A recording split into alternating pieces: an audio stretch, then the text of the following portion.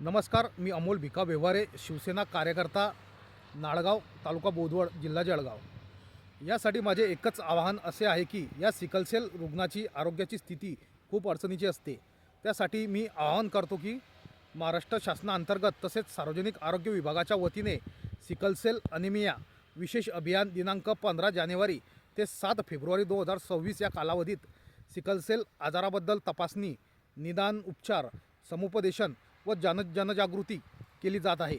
तरी सर्व 0 ते 40 वयोगटातील सर्व किशोरवयीन मुलं व मुली किंवा विवाहित महिला, गरोदर माता या लाभार्थ्यांनी आपल्या बोदवड तालुक्यातील तसेच सर्व जिल्ह्यातील आरोग्य संस्थांमध्ये या आजाराची मोफत तपासणी गावागावामध्ये होणार असून ती सिकलसेल तपासणी आपण सर्व मिळून करावी आणि आपले निदान हे गुणपत्रिकेप्रमाणे जाणून घेणे. तुम्हा सर्वांना मी आरोग्य विभागाच्या वतीने एकच आवाहन करतो की सिकलसेल जाणू आणि सिकलसेल टाळू.